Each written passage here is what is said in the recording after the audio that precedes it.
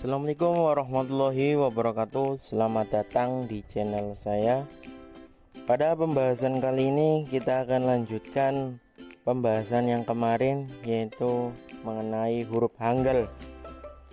Pada kesempatan kali ini kita akan mempelajari bentuk konsonan, yang mana sendiri konsonan itu terbagi menjadi dua.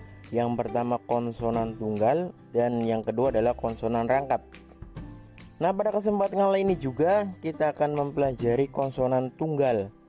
Konsonan tunggal terbagi menjadi 14. Yang pertama ada huruf giok.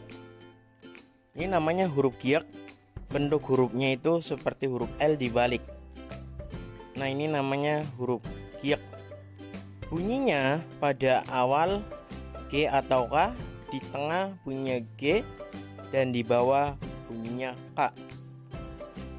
Nah, di Korea itu seperti ini ya. Jadi satu huruf bisa melambangkan dua pengucapan.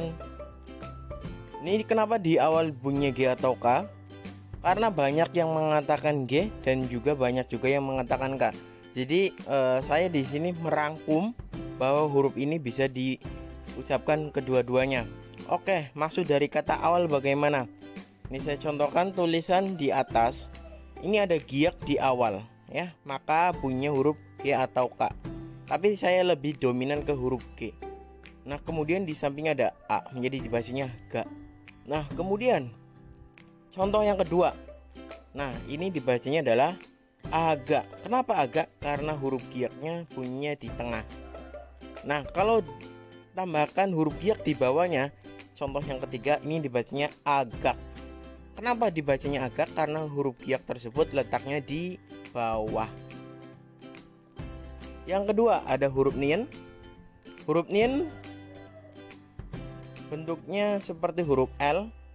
Bunyinya cukup mudah karena di awal N, di tengah N, dan di akhir atau di bawah juga N. Selanjutnya huruf diget. Bentuk hurufnya seperti huruf C. Di awal bunyinya D atau T, di tengah D, dan di akhir atau di bawah T. Selanjutnya huruf riel. Huruf riel bentuknya seperti nomor 2.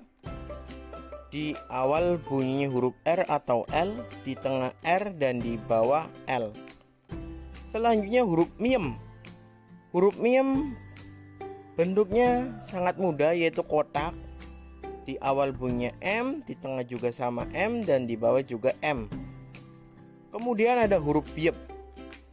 Huruf biep bentuknya seperti huruf A dibalik. Di awal bunyinya huruf B atau P, di tengah B, dan di bawah P. Selanjutnya huruf siat. Bentuknya seperti gunung. Di awal bunyinya huruf S, di tengah S, dan di bawah T. Kemudian huruf ngieng. Huruf ngieng ini bentuknya seperti lingkaran saja, dan di awal pun nggak mempunyai bunyi, dan di tengah pun sama. Hanya bunyinya hanya di bawah. Ini dibacanya adalah yang. Kenapa dibacanya yang? Karena nol di depan atau di awal ini pelengkap ya, dan kemudian yang di bawah huruf ngieng. Kenapa ini dibacanya yang bukan yang ya? Karena huruf ngieng itu letaknya hanya di bawah. Tidak ada yang namanya di awal dan di tengah. Jadi kalau ada lingkaran letaknya di awal atau di tengah, itu penanda vokal atau pelengkap vokal. Nomor 9 ada huruf jiet. Jiet itu bentuknya kayak siet, cuma di atasnya ada garis horizontal. Namanya huruf jiet. Bunyi awalnya itu J atau C ya. Ada dua. Yang kedua di tengah ada huruf J, dan di bawah ada huruf T. Kemudian yang nomor 10 ada huruf ciet. Tulis bentuk huruf yang sama seperti jiet, cuma di atasnya ada seperti garis lagi, yaitu garis horizontal. Di awal bunyinya huruf C, di tengah juga C, dan di bawah bunyinya huruf T. Selanjutnya nomor 11 ada kiek.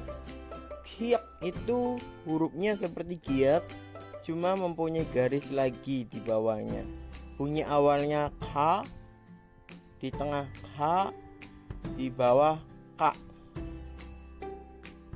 Kemudian huruf tiet. Tiet itu bagaimana? Tiet itu seperti E, seperti E. Di awal bunyi huruf T, di tengah T, dan di bawah T. Jadi ada huruf H-nya ya. Di awal ada huruf H-nya, di tengah juga sama, dan di bawah T jelas. Kemudian ada huruf hiep. Hiep itu seperti Romawi 2. Di awal bunyi huruf H, di tengah H, di bawah P. Dan yang terakhir penutupan untuk konsonan tunggal ada huruf hiet. Huruf hiet bentuknya seperti huruf ngiang, cuma ditambahkan 2 garis horizontal di atasnya. Di awal bunyi huruf H, di tengah H, di bawah T. Oke, itu adalah pembahasan konsonan. Mungkin ada yang bertanya, ini bagaimana cara membacanya, bagaimana cara menulisnya? Oke, saya terangkan ya. Jadi di sini tujuan saya itu mengenalkan huruf-huruf dulu kepada Anda sekalian. Setelah itu nanti kita akan bahas cara menulisnya bagaimana, apakah ke kanan atau ke kiri seperti Arab, atau dari kanan ke kiri seperti Indonesia, atau dari atas ke bawah seperti Jepang mungkin ya. Nah, nanti ada sendiri ya guys. Jadi saya minta untuk Anda yang belajar fokus untuk menghafalkan huruf-hurufnya. Pada pertemuan selanjutnya nanti kita akan bahas konsonan rangkap, dan setelah itu nanti kita akan menulis atau mempelajari cara menulis, kemudian cara membaca. Oke, cukup sekian dari saya. Mohon maaf apabila konten-konten yang kemarin suaranya tidak jelas. Mohon maaf karena saya juga di sini masih pemula dan menggunakan alat seadanya saja. Oke guys, sebagai latihan saya tulis 5 soal di atas, kemudian silakan Anda menjawabnya di kolom komentar. Nanti akan saya koreksi. Oke, mungkin itu saja dari saya. Mohon maaf apabila ada kekurangan. Wabillahi taufiq wal hidayah. Assalamualaikum warahmatullahi wabarakatuh. Annyeonghaseyo.